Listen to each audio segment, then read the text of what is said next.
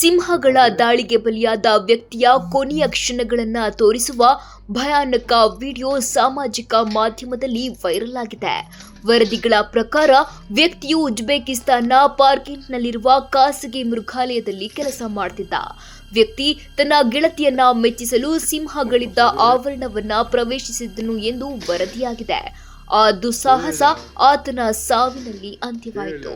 ಕ್ಯಾಮೆರಾದಲ್ಲಿ ಚಿತ್ರೀಕರಿಸಿದ ವಿಡಿಯೋದಲ್ಲಿ ಕಾಣುವಂತೆ ಆ ವ್ಯಕ್ತಿ ಬೀಗವನ್ನ ತೆರೆದು ಸಿಂಹಗಳ ಬಳಿಗೆ ಹೋಗ್ತಿರೋದನ್ನ ನೋಡಬಹುದು. ಮೊದಲಿಗೆ 3 ದೈತ್ಯ ಸಿಂಹಗಳು ಅವನ ಮೇಲೆ ದಾಳಿ ಮಾಡುವುದಿಲ್ಲ. ಆದರೆ ಕೆಲವು ಸೆಕೆಂಡುಗಳ ನಂತರ ಅವು ಅವನ ಬಳಿಗೆ ಬರುತ್ತವೆ. ಅವು ಸುಮ್ಮನಿರುವಂತೆ ಹೇಳುವ ಆತ ಮೊದಲು ಆ ಸಿಂಹಗಳಲ್ಲಿ ಒಂದನ್ನ ಸಿಂಬಾ ಎಂದು ಕರೆಯುತ್ತಾನೆ. ಸಿಂಹಗಳಿಂದ ಸುತ್ತುವರೆದಿದ್ರೂ ಐರಿಸ್ಕುಲೋವ್ ಆತ್ಮವಿಶ್ವಾಸದಿಂದ ತನ್ನ ಮುಖವನ್ನ ತೋರಿಸಲು ಕ್ಯಾಮೆರಾವನ್ನ ತಿರುಗಿಸ್ತಾನೆ. ಸಿಂಹಗಳ ಪೈಕಿ ಒಂದು ಅವನ ಬಳಿಗೆ ಬಂದಾಗ ಆ ಸಿಂಹ ತನಗೆ ಪರಿಚಯವಿದೆ ಎಂದು ತೋರಿಸಲು ಆತ ಅದನ್ನ ಮುಟ್ಟುತ್ತಾನೆ. ಆಗ ಒಂದು ಸಿಂಹ ಅವನ ಮೇಲೆ ದಾಳಿ ಮಾಡೋದ್ರೊಂದಿಗೆ ವಿಡಿಯೋ ಭಯಾನಕ ತಿರುವು ಪಡೆಯುತ್ತೆ.